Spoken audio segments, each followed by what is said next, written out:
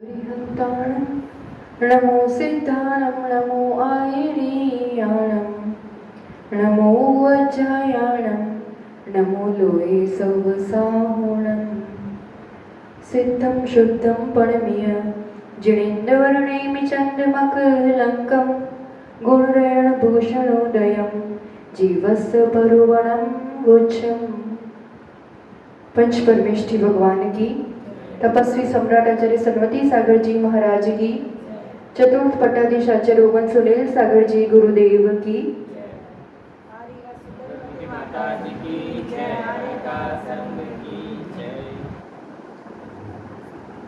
कल अपन ने सुना था कि एक समझदार माँ जब बच्चा बहुत ज्यादा मस्ती करता है तो जब वो सोता है उतनी देर में अपने घर का सारा काम जल्दी जल्दी समेट लेती है। ऐसे ही एक ज्ञानी समझदार अवसर देखता है कि कैसे कर्मों का क्षोभशम हो उपशम हो, उसका उदय मंद पड़े और वो अपने घर की शुद्धि का काम कर ले। आचार्य भगवंत कहते हैं कि एक मनुष्य 8 वर्ष की उम्र में इतनी योग्यता रखता है कि वो सम्यक दर्शन तो प्राप्त कर ही सकता है, पर साथ में सकल संयम प्राप्त करके मोक्ष भी जा सकता है। एक तिर्यंश गति का जीव, पंचेंद्रिय तिर्यंश, कर्म भूमि का तिर्यंश 2 महीने में सम्यक प्राप्त कर 5वां गुणस्थान देश संयम प्राप्त कर सकता है। एक समुच्चय पंचेंद्रिय संगी तिर्यंश अंतर मुहूर्त में जन्म के बाद देश संयम धारण कर लेता है। सोचने वाली बात है। कई बार कई लोग पूछते हैं आचार्य भगवंत को भी कि आचार्य श्री आपने इतनी कम उम्र में कैसे दीक्षा ले ली। तब आचार्य श्री उत्तर देते हैं कि ज्ञानी, कहाँ कम उम्र में ली है। 8 वर्ष की उम्र में इतनी योग्यता है कि अपन पूरा कर ले। मेरे तो 19-20 वर्ष तो यूं ही निकल गए। सोचने वाली बात है, विचार करने वाली बात है कि इतनी उम्र में जहां अपन 6ठे-7वें गुणस्थान में हो सकते थे, उस उम्र में जस्ट पढ़ाई कर रहे हैं कि 6ठा गुणस्थान क्या होता है, 7वां गुणस्थान क्या होता है, जहां उस पा लेने की भी योग्यता जो इस जीव में है। तो प्रोग्रेस रिपोर्ट एक तरीके से देखनी चाहिए कि कितने गुण प्रकट कर पाए हैं, कितना ऊपर चढ़ पाए हैं, क्या कर पाए हैं। बहुत अमूल्य ज्ञान धन अपन सभी को मिल रहा है।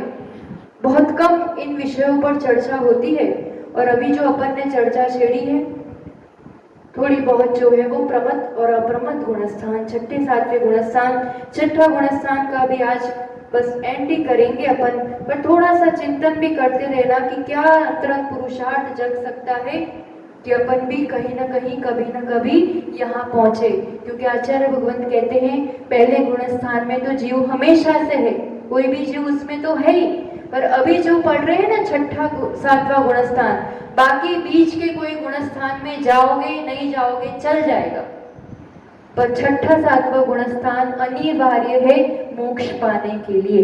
ये वो स्टेशन है जहां गए बिना आप ऊपर नहीं चढ़ सकते, मोक्ष नहीं जा सकते। तो ऐसा महत्वपूर्ण ये गुणस्थान, प्रमाद की पूरी बहुत लंबी चर्चा की अपन ने, और बस एक विषय रह गया था कि दूसरे प्रस्तार से भी यंत्र देखना था कि सीधा यंत्र मिल जाता है तो अपन कोई भी संख्या से उसका भंग निकाल सकते हैं और भंग से संख्या निकाल सकते हैं। तो दूसरे प्रस्तार में पहले वाले में क्या किया था, पहले इंद्रिय लिया था, फिर कषाय और फिर विकथा लिया था। दूसरे प्रस्तार में पहले विकथा लेंगे चारों, फिर कषाय और इंद्रिय, और आचार्यों ने सीधी संख्या दे दी है जो उसमें स्थापित करना है। तो पहले में क्या आएगा क्रम से 1, 2, 3 और 4, ये बना भी लेना साथ में फटाफट।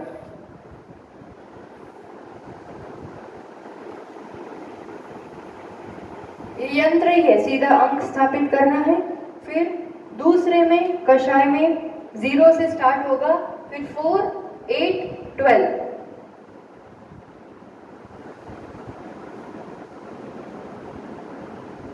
और इंद्रियों में भी 0 से स्टार्ट होके 16, 32, 48 और 64। एक तरीके से गणित देखा जाए ना तो बहुत इजी है इसमें। पहले 1 से चालू करना, क्रम से नंबर लेना। फिर ये 4 है, कथा कितनी है 4, तो ये 1 है, इसमें 1 इंटू ये 4 है ना तो 4 करना, 4 आएगा, 4 4 4 बढ़ाते जाना। ये तीसरे में कोई भी ये चीज कितने से गुजर करके आएगी, है ना। अब इंद्रिय है तो उसके लिए 1 इंटू 4, कषाय कितनी है, क्योंकि प्रत्येक के साथ ये 4 घटित होंगे, ये प्रत्येक के साथ ये भी 4 घटित होंगे, तो 4 और 4 करेंगे तो 60, सब में 16 16 बढ़ाते। पहले यंत्र में क्या किया था, इंद्रिय लिया था तो 1 से स्टार्ट किया 5 का, फिर 1 इंटू 5 करेंगे, 5 5 बढ़ेगा, 1 इंटू 5 इंटू कषाय 4 होती है 20, हर एक में 20 20 बढ़ाया था। सीधा गणित है, लॉजिक है। चाहो तो वो जो 37,500 वाला है ना उसमें भी आराम से ऐसा यंत्र बन सकता है और गिनती हो सकती है, पर अभी आचार्यों ने इन दोनों का वर्णन किया है तो अपन इसी के साथ आगे बढ़ेंगे। होमवर्क किया सबने उद्दिष्ट का? उद्दिष्ट में क्या दिया था, चक्षु इंद्रिय वशीभूत, लोभी और भोजन कथा लापी, निद्रालु स्नेहवान। तो प्रथम प्रस्तार से होमवर्क में प्रथम प्रस्तार से आंसर आ रहा है 39, 39वां भंग, और दूसरे प्रस्तार से 62, 62 आंसर आ रहा है। जिन्होंने भी प्रयास किया वो नोट कर लेंगे, ये आंसर्स आ रहे हैं। और आगे अपन इसमें अब ध्यान आ गया ना विषय, अब अंक मिल गए हैं, है ना। अब मान लो अपने पास अभी कौन सा वाला बात किया अपन ने दूसरे प्रस्तार से, 62 आया ना आंसर। अब 62 इसमें देखो, चलो कौन सा भेद आ रहा है, गिनो, इसमें गिनती लगाओ। 62 कैसे करेंगे, देखो यंत्र से करेंगे अपन। क्या करना है, नंबर संख्या कैसे लाना है, तीनों कोठों को जोड़ करके ये संख्या बने वैसे।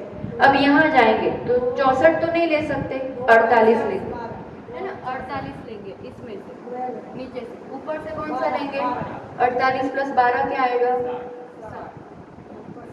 प्लस 2 हो गया। ये क्या आया, चक्षु इंद्रिय, ये लोभी और भोजन का, सीधा आ गया ये। तो अंक से अपना भेद निकल गया, और कोई भेद दिया हो तो सीधा टोटल करते जाना है उसमें। तो भेद से नष्ट से भी हो जाएगा और उद्दिष्ट भी हो जाएगा। विषय ध्यान आ गया ना, क्लियर हो गया ये। अब अपन आगे बढ़ते हैं। ये तो प्रमथ अवस्था है, प्रमाद है। पहले गुण स्थान से लेकर के छठे गुण स्थान तक प्रमाद जीव को रहता है। अब ये छठा गुण स्थान प्रति मुनि पुरुषार्थ करता है, विशुद्धि बढ़ाता है। छठे गुण स्थान में कौन सी कषाय का उदय है, छठे में कौन सी कषाय का उदय है, संज्वलन, क्रोधमान, मायालोभ और 9 कषाय, इनका तीव्र उदय, उससे छठा गुण स्थान। अब ये जीव थोड़ी विशुद्धि बढ़ाते हुए इन संज्वलन और 9 कषाय का मंद उदय होता है, अत्यंत मंद उदय, तो फिर उससे अप्रमथ अवस्था बनती है। 7वां गुणस्थान क्या नाम था, अप्रमथ विरत गुणस्थान।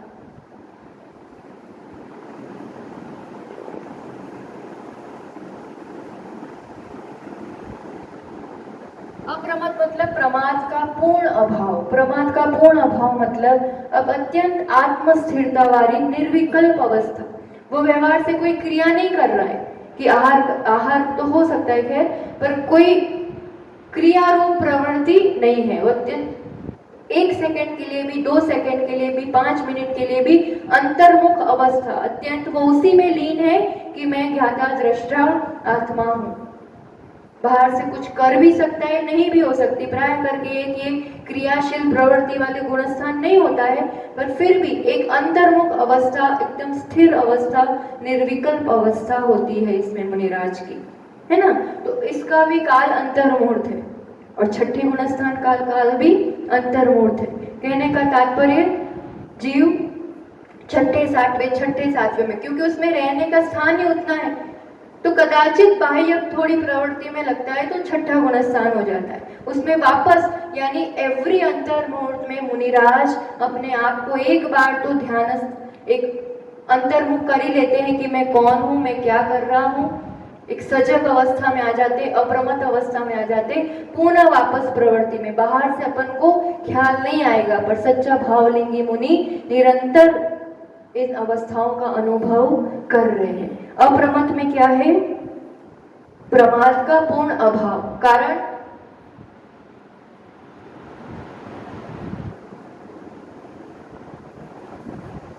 इस अवस्था का कारण क्या है? अब संज्वलन 4 प्लस 9 का 4, इनका मंद उदय, बहुत मंद उदय, ठीक है। और विरत है, यानी व्रत, सकल संयम है इसमें। तो व्रत आदि किस वजह से है? कौन से कर्मों को अनुदय कर दिया है, उपशम कर दिया है? अनंतानुबंधी, अप्रत्याख्यानावरण 4 और प्रत्याख्यानावरण 4, इन तीनों का अनुदय है, इसलिए तो विरत अवस्था है, व्रत नियम संयम वाली अवस्था है। प्रत्याख्यानावरण होता तो थोड़ी ये अवस्था बन पाती। तो ये सकल संयमी, क्योंकि 3 चौकड़ी, हम सभी का नाम नहीं लिख रहे हैं, 3 चौकड़ी का अनुदय। 3 चौकड़ी मतलब अनंतानुबंधी 4, अप्रत्याख्यानावरण 4, प्रत्याख्यानावरण, इनका अनुदय। तो सकल संयम, सकल नियम, पूरे 28 मूल गुण और शील, व्रत और सभी अत्यंत निर्दोष पालन इसमें होता है। तो आचार्य भगवान गाथा में इस गुणस्थान को कह रहे हैं, अपन देख रहे हैं, ये ध्यान आ गया ना, दोनों शब्द अप्रमद क्योंकि प्रमाद का पूर्ण अभाव, कारण संज्वलन का मंद उदय, और विरत क्योंकि 3 चौकड़ी नहीं है। ये तो छठे में भी नहीं थी, तो छठा का वो वाली बात तो रहेगी, वो प्रमत्त विरत था, ये अप्रमत्त विरत है। इतना एक स्टेप ऊपर चढ़े। तो यहाँ पर आचार्य भगवान गाथा में कह रहे हैं, 45 नंबर की गाथा आएगी। संजलन्नो कसाया मृदो मंदो जदा तदा होदी अपमत्त गुणो तेनय अपमत्तो संजदो होदी। अप्रमत्त गुण स्थान कैसे बनता है? संजलन और नौ कसाय उदयो मंदो, मंद उदय से ये दशा बनती है। जदा तदा होदी, विरत की तो जो दशा थी वही है, पर यहाँ पर मंद उदय से अप्रमत्त गुणों चेण, उससे अप्रमत्तपणा, उस गुण का प्रकट होता है। और ये गुणस्थान होदी कौन सा? अपमत्तो संजदो। तो यहाँ आचार्य भगवान कह रहे हैं, इस रूप से ये जो गुणस्थान बन रहा है ना, उसके अब 2 भेद हैं। इतनी अवस्था ध्यान आ गई ना, 7वां गुणस्थान कैसे बना? जब भी जीव संयम लेगा, दीक्षा लेगा, तब सबसे पहले 7वां गुणस्थान बनता है, उसके बाद वो थोड़ी देर उसमें रह करके फिर नीचे छठे में जाता है। तो ये रब करो। अब यहाँ पर एक नई चीज अपन पढ़ेंगे, ये 7वें गुणस्थान 2 प्रकार से यहाँ आचार्य भगवान बता रहे। कौन से 2?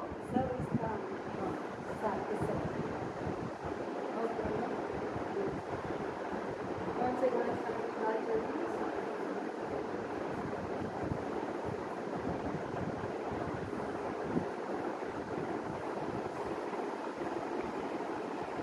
स्वस्थान, निरतिशय और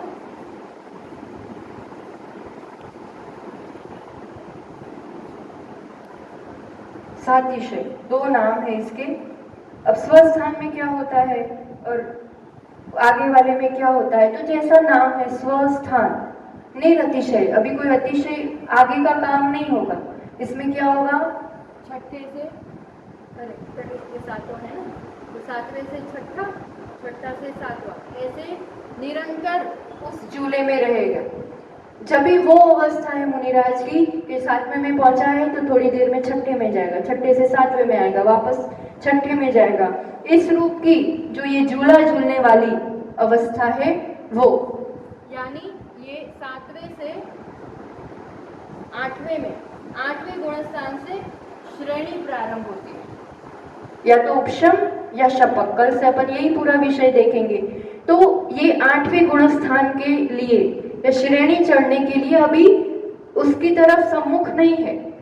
7वें से जीव कहाँ जाएगा? वैसे तो प्रोग्रेस करेगा तो 8वें में जाएगा, पर अभी 8वें में जाए वो वाली स्थिति नहीं है उसकी।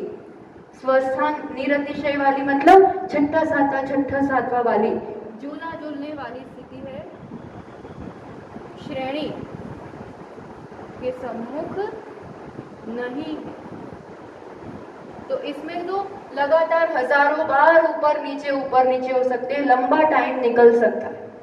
फिर इसी में विशुद्धि बनती है। सातवें गुण स्थान में ही एक वो स्टेज आती है, एक अत्यंत निर्विकल्प और एक स्थिर दशा बनती है।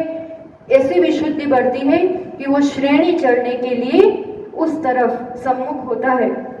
तो श्रेणी चढ़ने के सम्मुख जब होता है वो वाली दशा कहलाती है सातिशय, एंड पॉइंट ऑफ सेवेंथ गुणस्थान। और जस्ट उसके बाद तुरंत आठवां गुणस्थान प्रारंभ हो जाएगा, वो वाली अवस्था होती है सातिशय।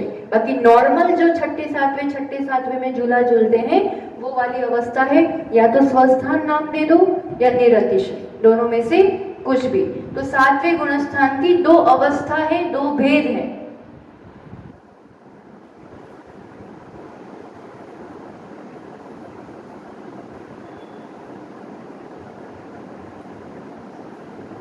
ऊपर चढ़ने को रेडी है, इसमें क्या होता है, नीचे जाता है, और इसमें ऊपर चढ़ने को है। तो सातवां गुणस्थान एक ऊपर चढ़ने की तैयारी हो रही है और वो बार बार नीचे गिर रहा है, छठे में जा रहा है। तो इस हिसाब से, विशुद्धि के हिसाब से या कार्य के हिसाब से दो भेद यहाँ पर कर लिए। ध्यान आया विषय? अप्रमद गुणस्थान के कितने भेद? दो। कौन कौन से? स्वस्थान और सातिशय। स्वस्थान में क्या होता है, सातवें में है पर छठे में आएगा, पुनः सातवें में जाएगा, वो वाली अवस्था है। अभी ऊपर चढ़ने की एकदम तैयारी नहीं हुई है, इसमें लंबा टाइम रहता है। और फिर जैसे उसकी ऐसी तैयारी, ऐसी विशुद्धि, या तो उपशम करेगा या श्रपक क्षय करेगा कर्मों का और ऊपर चढ़ेगा, तो वो फिर अपन ये पूरा विषय अलग से विस्तार से आएगा। इसका ये पूरी जो अवस्था है इसको अधःकरण कहते हैं। अधःकरण के बाद अपूर्वकरण गुणस्थान आता है, फिर अनिवृत्तिकरण गुणस्थान आता है। तो ये पूरी डिटेल चर्चा जाएगी, है ना? तो ये कल से देखेंगे अपन। अब आज एक काम करते हैं, 1 नंबर से पहले से 7वें गुणस्थान तक आज के इस काल में, इस समय में जितने गुणस्थान पॉसिबल हैं उसके पुनः एक रिवीजन के साथ थोड़ी विशेष चर्चा कर लेते। फिर क्योंकि अलग से पूरा श्रेणी का विषय प्रारंभ होगा तो वो फिर अपन कल से करें। जैसे सबसे पहले से स्टार्ट करें, अगर अपन अनादि से जीव हमेशा से कहाँ पाया जाता है? कोई भी जीव शुरुआत उसकी कहाँ से होगी? गुणस्थान की मिथ्यात्व। कोई भी पहले से किसी अन्य गुणस्थान में हो और फिर मिथ्यात्व में आया हो, ऐसा हो सकता है? पहले बाद में तो हो सकता है, एक बार सम्यक्त के बाद, पर पहले से ही कोई भी जीव कहाँ पाया जाता है? मिथ्यात्व में। कोई भी जीव, उसका प्रोग्रेस या जो भी स्टेप्स है शुरू कहाँ से होंगे? मिथ्यात्व से, है ना? अब मिथ्यात्व गुणस्थान हमेशा से है।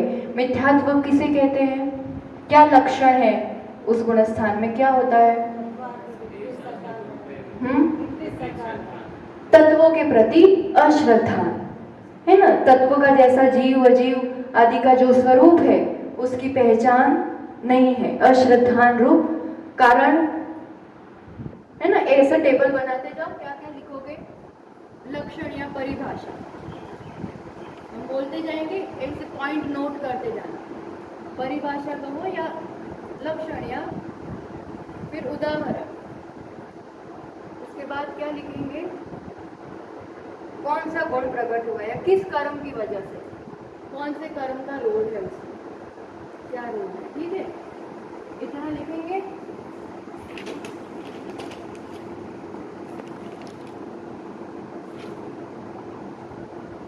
कौन सा भाव है, फिर इतना देख के अपन ये देखेंगे कि वो कहाँ आ जा सकता है, कहाँ से वो वहां से कहाँ जा सकता है, कहाँ से वापस उसमें आ सकता है ना? तो अभी इतनी चीज देखते हैं अपन सब में। उसको कहते हैं आवागमन।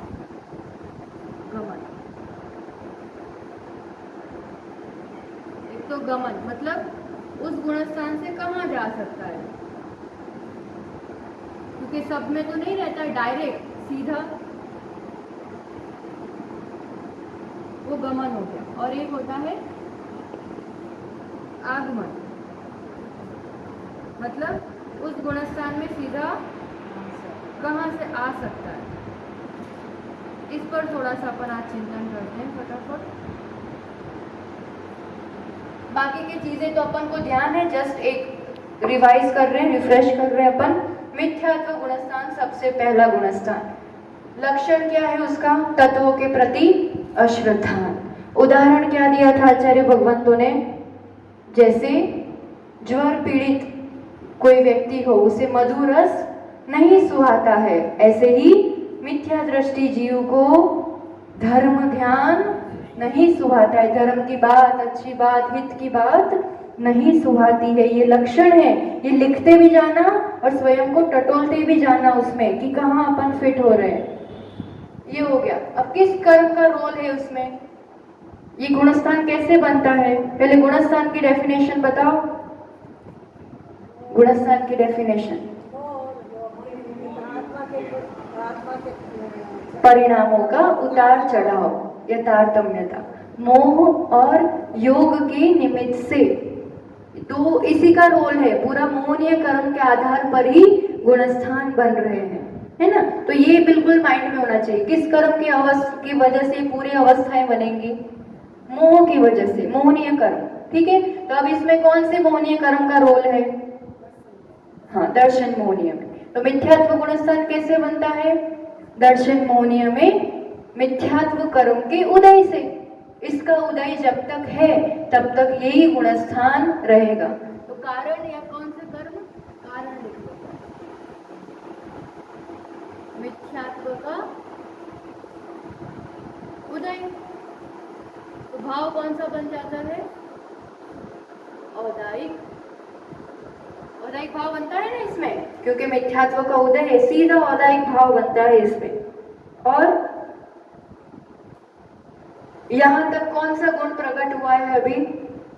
अभी एक भी गुण प्रकट नहीं हुआ है। अभी ये बिल्कुल मिथ्यात्व, जीरो, अभी प्रोग्रेस, एक स्टेप भी कदम नहीं चढ़े हैं, जीरो अवस्था है, ये जीरो लेवल है। ठीक है ना, एक भी गुण प्रकट नहीं हुआ है। अब यहां से कदाचित कोई जीव, अब पहले ये बताओ, चलो गमन आगमन भी देखते हैं, इसमें हमेशा जीव पाए जाते हैं क्या? हमेशा पाए जाएंगे, कभी भी ये गुणस्थान खाली नहीं होगा, जीव हमेशा होंगे। स्वामी कौन है इन गुणस्थान का? स्वामी मतलब कौन कौन से जीव हो सकते हैं इसमें? पंचेंद्रिय तक, चारों गति के जीव इसके स्वामी, टोटल चारों गति। और सबसे बड़ी बात, एक इंद्रिय से असैनी तक नियम से इस गुणस्थान में होंगे, उनका कोई दूसरा गुणस्थान हो ही नहीं सकता। अभव्य जीवों का नियम से ये गुणस्थान होगा, उनका दूसरा कोई गुणस्थान हो ही नहीं सकता है। तो इस गुणस्थान का काल कितना हो सकता है? जगन्य काल कितना और मैक्सिमम काल कितना? काल कोई तो हमेशा से तो मतलब मिथ्यात्व में है, तो जितना भी काल रहेगा उसमें अभव्य की अपेक्षा अनादि अनंत, क्योंकि अनादि से है और अनंत काल तक हमेशा रहेगा। पर कोई कदाचित सम्यक प्राप्त कर सकता है, ऐसा जीव है, तो क्या कहेंगे उसके लिए? अनादि शांत, क्योंकि उसका अंत आएगा कभी। अभी अनादि से वो है पर उसका अंत आएगा, तो अनादि शांत। और किसी ने सम्यक दर्शन प्राप्त कर लिया है मान लो, उसके बाद अभी मिथ्यात्व गुणस्थान में पहुंचा है, ऐसा भी जीव हो सकता है ना, कि कोई अनादि से है और किसी ने एक बार पुरुषार्थ करके फिर आया है, तो उसके लिए मैक्सिमम कितना काल होता है?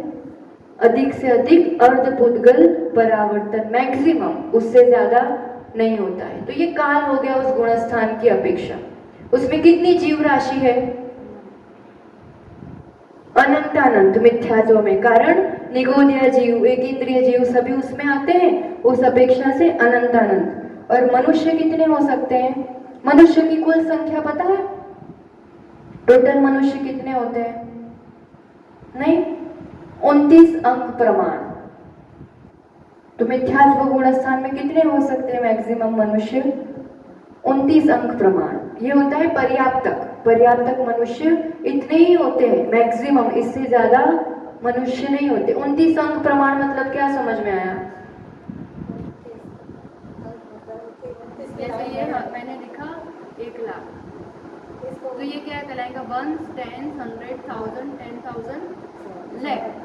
1, 2, 3, 4, 5, 6, ये 6 अंक डिजिट कहलाएगा, है ना। तो ऐसे पूरी 29 अंक, उतनी डिजिट, ऐसे इसमें करते जाओ ऐसे पूरी 29, ऐसे इतने अंक प्रमाण मनुष्य होते हैं। मनुष्य असंख्यात नहीं होते हैं, पर्याप्त मनुष्य ही कुल पूरे लोक में 29 अंक प्रमाण होते हैं। तो ये मिथ्यात्व में टोटल चारों गति की अपेक्षा संख्या क्या आएगी? अनंत अनंत। और मनुष्य की अपेक्षा क्या आएगी? 29 अंक प्रमाण पर्याप्तक। और जो लब्ध पर्याप्तक मनुष्य भी हो सकते हैं। लब्ध पर्याप्तक मतलब जो पर्याप्ति पूरी करने के पहले ही मरण को प्राप्त हो जाएंगे, वैसे जीव, ऐसे असंख्यात हो सकते हैं। तो ये हो गई संख्या। अपन ने कितनी चीज लिखी? लक्षण, कर्म, कारण, भाव, काल। काल लिख लो उसका, मिथ्यात्व का। अभव्य की अपेक्षा अनादि अनंत, 3 स्टेजेस हो जाएंगी उसकी, है ना। अनादि अनंत, और कोई प्राप्त कर सकता है सम्यक दर्शन, वैसा जीव अनादि शांत कि अंत करेगा। वो अनादि अनंत तो नहीं कह सकते ना, कोई हमेशा तो उसको रहना नहीं है, कभी तो प्राप्त करेगा कोई भव्य जीव, होनहार जीव। तो अनादि शांत। और जिसने एक बार सम्यक दर्शन प्राप्त कर लिया है, वो जीव क्या कहलाएगा? सादी शांत। अब अनादि बना फिनिश हो गया, सादी शांत। और उसका अधिक से अधिक अर्धपुद्गल परावर्तन, वो उस गुण स्थान में रह सकता है ज्यादा से ज्यादा, और कुछ कम अर्धपुद्गल परावर्तन, पूरा भी वो नहीं करता है ना, कुछ कम अर्धपुद्गल परावर्तन, वो मैक्सिमम काल हो गया सादी शांत की अपेक्षा। काल लिख लिया। अब क्या आएगा? संख्या। चारों गति की अपेक्षा, स्वामी कौन है इनके? स्वामी लिखा, चारों गति के जीव स्वामी। और संख्या चारों गति की अपेक्षा अनंतानंत, क्योंकि एक इंद्रिय वाले जीव इसमें ही आते हैं ना पूरे, तो निगोदिया जीव अनंतानंत होते हैं उस हिसाब से। और फिर मनुष्य कितने होंगे? 29 अंक प्रमाण, ये संख्या हो गई। अब अपन देखते हैं थोड़ा सा गमन आगमन, ठीक है। और इस गुणस्थान में हमेशा जीव पाए जाते हैं सदा, इतनी बातें हो गई। अब देखो अपन इस गुणस्थान से गमन मतलब कहां कहां सीधा जा सकता है। अब यहां देखो थोड़ा, 1 नंबर से 2 जाएगा सीधा।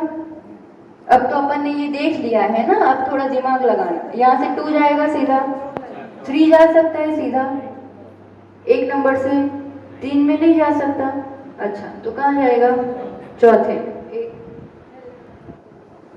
1 से चौथे में जाएगा। फिर 5वें में सीधा जा सकता है,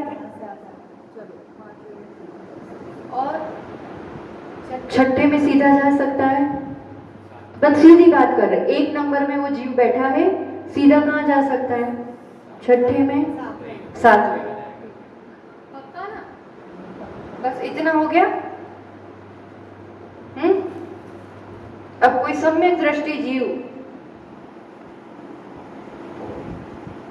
सम्यक दृष्टि जीव जो सम्यक प्राप्त करके प्रथम उपशम सम्यक प्राप्त किया, चौथे में गया, मिथ्यात्व के 3 टुकड़े किए, फिर वापस मिथ्यात्व में आ गया। तो मिथ्यात्व में जब वो है और कदाचित फिर उसमें सम्यक मिथ्यात्व का उदय आ जाए, तो सीधा तीसरे में जा सकता है कि नहीं? जा सकता है। सम्यक दर्शन प्राप्त करके मिथ्यात्व में आया है, तो वहां से फिर सीधा अगर सम्यक मिथ्यात्व का उदय हो तो पहले नंबर से तीसरे में भी जा सकता है, एक बार सम्यक होने के बाद। पर जाने का रास्ता तो है, मिथ्यात्व उदय में आया तो ये शोक्षम कर दिया तो चौथे में, पर सम्यक मिथ्यात्व उदय में आया तो तीसरा गुणस्थान। सम्यक मिथ्यात्व ऐसे ही बनता है ना, तो पहले से तीसरे में भी जा सकता है सीधा। ये क्या बात हुई? गमन की, जाने की। तो गमन में लिख लो पहले गुणस्थान से 3, 4, 5, 7, ये गमन हो गया। कहाँ जा सकता है सीधा?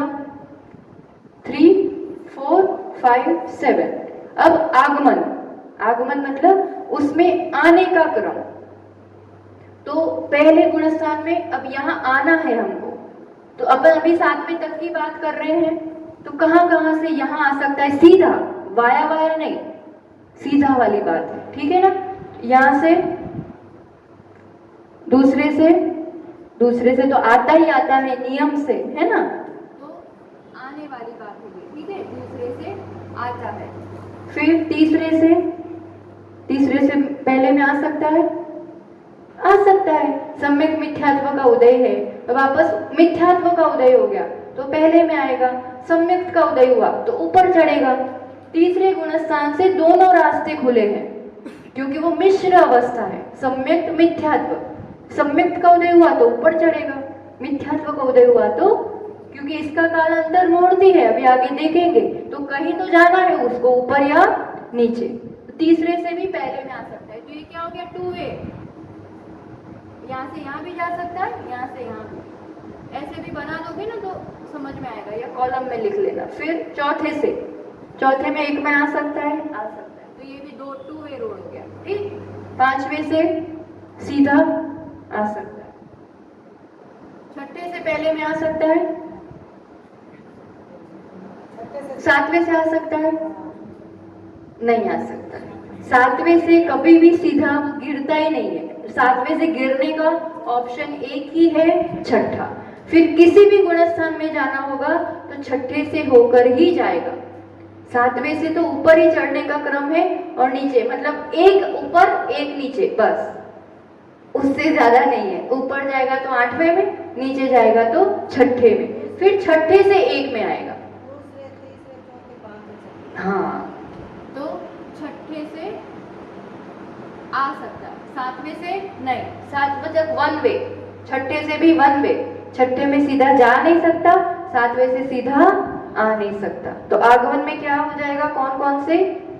2, 3, 4, 5, 6, है ना, 5 गुणस्थान हो गए। लिख लिया इतना। मिथ्यात्व में से गमन और आगमन, कहाँ जा सकता है और जीव कहाँ से वापस उसमें आ सकता है। अब दूसरा गुणस्थान देखेंगे अपन, साधन गुणस्थान। ये रब कर रही हूं मैं कि बनाना है ऐसा, ठीक, फिर एक साथ पूरा बना देंगे।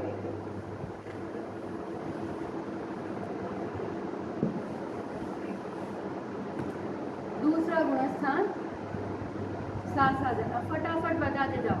लक्षण या डेफिनेशन, सम्यक की असाधना, पहले तो शब्द का ही अर्थ निकालो। साधन सम्यक की असाधना से बनता है ना। कब बनता है? प्रथम उपशम सम्यक के काल में, कुछ काल शेष रहने पर जब वो गिरता है ना। क्यों गिर जाता है? अनंतानुबंधी में से किसी एक कषाय के उदय से जब वो उससे गिरता है, तब गिरते हुए ये गुणस्थान बनता है। इसकी विशेषता मेन क्या है? सम्यक से गिरते हुए ही ये बनता है। सभी जीवों को ये बने बिल्कुल जरूरी नहीं है। हमेशा इस गुणस्थान में कोई जीव पाया ही जाए ऐसा कोई जरूरी नहीं है, बिल्कुल भी, ठीक है। तो गिरते समय कदाचित बनता है। तो डेफिनेशन क्या बनेगी? प्रथमोपशम सम्यक से के काल में, प्रथमोपशम सम्यक के काल में जो 6 आवली समय शेष रहता है उसमें अनंतानुबंधी की उदय की कषाय के उदय से जीव के सम्यक की असाधना करके नीचे गिरता है, यानी इस गुणस्थान में आता है। एक ही ऑप्शन है, प्रथमोपशम सम्यक के काल में ही होता है, बाकी नहीं, ठीक है। इसकी विशेषता कि गिरते समय होता है। और कौन सी कषाय का उदय, कौन से कर्म का रोल है इसमें? अनंतानुबंधी का उदय। कारण क्या बनता है इस गुणस्थान का? एक तो अपन ने लक्षण देखा है, परिभाषा देखी है ना उस टेबल में। फिर कारण, कारण क्या है? अनंतानुबंधी का उदय, मिथ्यात्व का अनुदय, मिथ्यात्व का अनुदय है और अनंतानुबंधी का उदय है। ये एक स्पेशल कैटेगरी है, इसलिए अलग से गुणस्थान बनाया गया है। मिथ्यात्व का उदय होता तो पहले ही चला जाता, पहले में ही, पर उसका तो अनुदय है और अनंतानुबंधी का उदय है, तो एक स्पेशल स्थान है ये विशेषता गिरते समय ही होती है। किससे गिरते समय? सम्यक से। तो सम्यक की असाधना से ये गुणस्थान बनता है। उदाहरण क्या था इसका?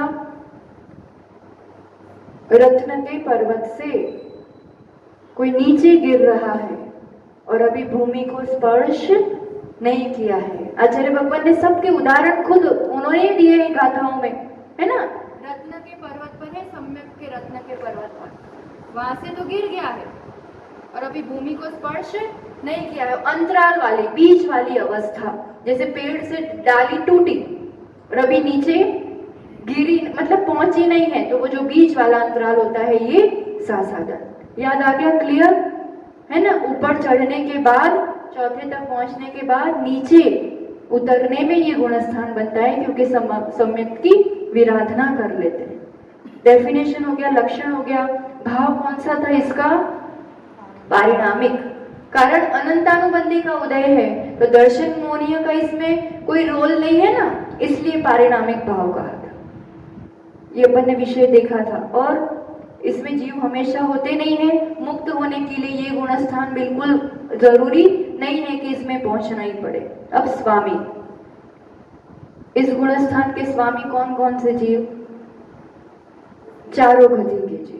सम्यक दर्शन चारों गति के जीव पा सकते हैं, तो इस गुणस्थान में भी चारों गति के जीव स्वामी होते हैं। बस एक विशेषता है इसमें कि सासादन गुणस्थान मरण के समय, मतलब जैसे नरक में जन्म हो रहा हो ना किसी जीव का, तो उस नरक में जन्म के समय उस जीव को सासादन नहीं हो सकता है। जैसे सासादन गुणस्थान में कोई जीव मर गया तो मर के वो एक इंद्रिय में भी जा सकता है, कोई भी गति में जा सकता है, पर नरक में नहीं हो सकता। मतलब इस गुणस्थान और नरक में जन्म, इन दोनों का विरोध है।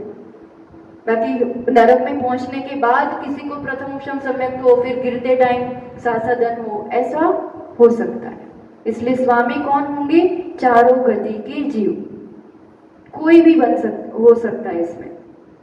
और फिर दूसरी बात संख्या। अब संख्या बताओ, इसकी चारों गति की अपेक्षा संख्या क्या हो जाएगी? असंख्यात। अब अनंतानंत नहीं आएगा, क्योंकि एक इंद्रिय निगोदिया जीव की अपेक्षा ही अनंतानंद बनता है, और वो तो मिथ्यात्व में ही रहते हैं, उनका तो ऊपर चढ़ने का कोई सवाल ही नहीं है। तो अब यहां से चारों गति के असंख्यात जीव इसमें हो सकते हैं। और मनुष्य कितने हो सकते हैं? तो इन सबकी परफेक्ट संख्या आती है।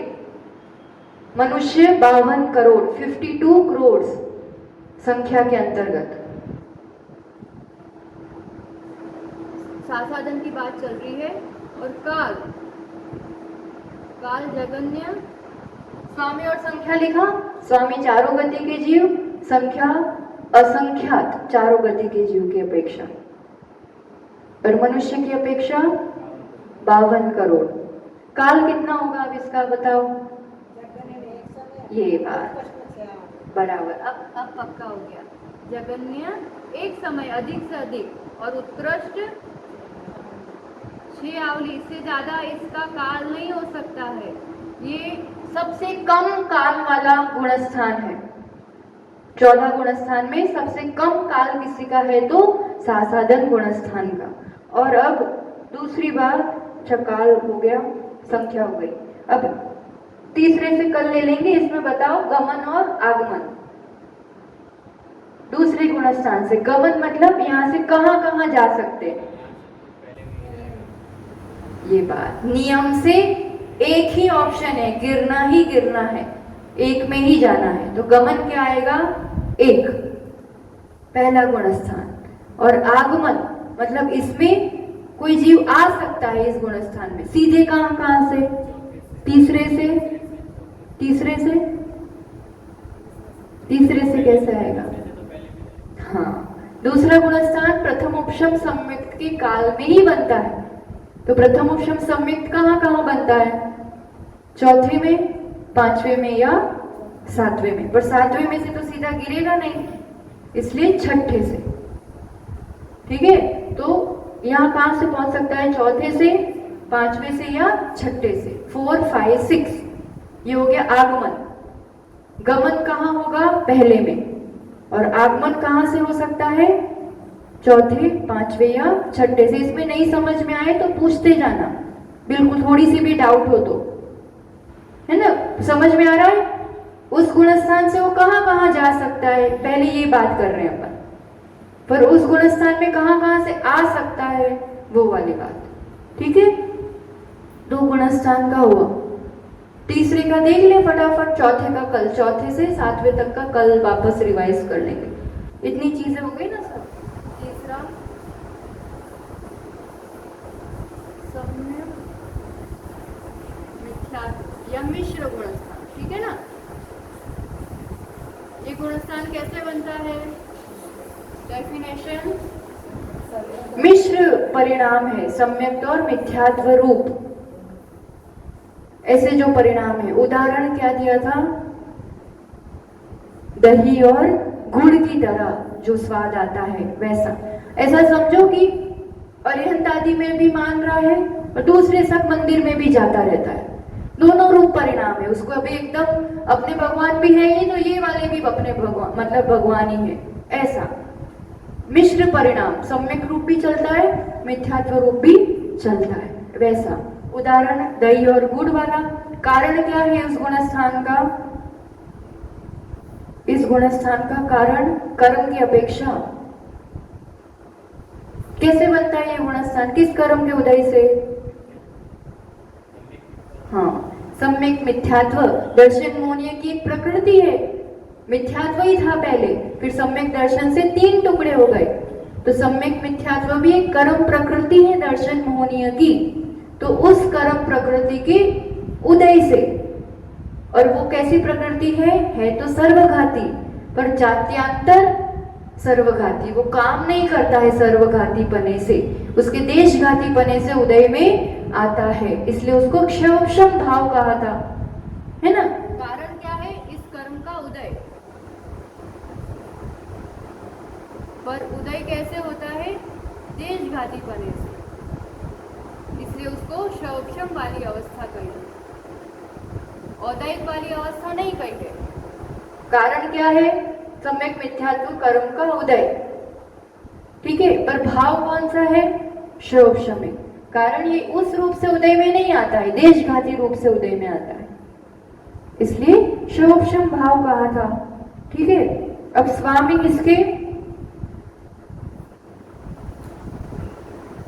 इसके स्वामी चारों गति के जीव। कोई भी पंचेंद्रिय, संगी पंचेंद्रिय, चारों गति के जीव होंगे। संख्या भी असंख्यात जीव हो सकते हैं इस गुणस्थान में। चारों गति के पंचेंद्रिय जीव असंख्यात जीव हो सकते हैं। और मनुष्य कितने हो सकते हैं? 104 करोड़। मनुष्यों की संख्या 104 करोड़। और समय, काल अंतर्मूर्त, जगन्य भी अंतर्मूर्त है, उत्कृष्ट भी अंतर्मूर्त। इससे ज्यादा इसका काल नहीं होता है। इसकी विशेषताएं थोड़ी बताओ, जब ये गुणस्थान पढ़ा था तब याद आया थोड़ा सा? सबसे बड़ी विशेषता इस गुणस्थान में, तीसरे में, मरण नहीं होता है, जन्म नहीं होता है, आयु बंद नहीं होता। ये कुछ विशेषताएं थी। तो चाहो तो एक विशेषता करके भी, क्योंकि कभी भी ये देखा ना तो सभी चीज एक साथ अपन को ध्यान में आ जाएंगे। इस गुणस्थान की विशेषता है आयु बंद और मरण दोनों नहीं होता है। ठीक है, और लास्ट गमन आगमन देख के आज की बात को विराम देंगे। ये टेबल हमने रब कर दिया। तीसरे गुणस्थान से कहां कहां जा सकते हैं? गमन, पहले तो गमन मतलब जाना, तीसरे से पहले दूसरे में, तीसरे से दूसरे में, पहले में ही सीधा जाएगा। क्योंकि इसके काल में थोड़ी सात साधन पॉसिबल ही नहीं है। ठीक है, पहले में जाएगा और चौथे में भी जा सकता है। दो ऑप्शन है ना इसके पास, एक या चार, दो ऑप्शन जाने के लिए, या तो मिथ्यात्व में जाएगा या सम्यक में। ठीक है, और यहाँ आ कैसे सकते हैं, कहाँ से आ सकते हैं? तीसरे गुणस्थान में। नीचे से स्टार्ट करो, पहले में से आएगा, ये 2 वे हो गया, पहले में से आ सकता है, दूसरे में से आ सकता है, दूसरे में से तीसरे में, दूसरे से चढ़ाई होती ही नहीं है, गिरना ही होता है, तीसरा, फिर चौथे से आ सकते हैं, आ सकते हैं, पांचवे से आ सकते हैं, फिर छठे से आ सकते हैं। तो कौन कौन सा हो गया? ये 1 4 5 6 लिख लो। आगमन में, गमन में 2 ही है, 1 और 4, और आगमन में 1 4 5 6। अब चौथे गुणस्थान से 7वें तक कल देखेंगे, तो थोड़ा खुद भी चिंतन करके आना। ऐसा इसका व्यवस्थित टेबल बना देना और आगे के लिए स्पेस छोड़ देना, तो उसी में लिखते जाएंगे। अपन क्या क्या चीज डिस्कस कर रहे हैं? गुणस्थान, उसका लक्षण या परिभाषा, कारण, कर्म की अपेक्षा कैसे बन रहा है, फिर विशेषता कुछ हो तो, उदाहरण, उसका भाव, फिर स्वामी, संख्या, काल, गमन और आगमन। इतनी चीजें गुणस्थान की देख रहे हैं। अच्छे से व्यवस्थित टेबल बना लेना, आगे अपन कल डिस्कस करेंगे। आज के लिए इतना ही, और एग्जाम की प्रिपरेशन चालू कर लेना। कल का मतलब 20वां लेक्चर होगा, आज 19वां है, 20 लेक्चर की एक साथ एग्जाम परीक्षा होगी, तो उसकी भी तैयारी प्रारंभ कर देना। जिनवाणी स्तुति करते हैं। जिनवाणी के ज्ञान से सूझे लोकालो, सो वाणी मस्तक नमो सदा देत हूँ दो।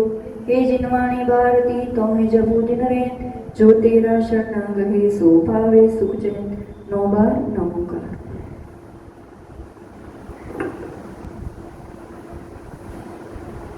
द्वादशांग में जिनवाणी माता की जय। आचार्य भगवान सुनील सागर जी गुरुदेव की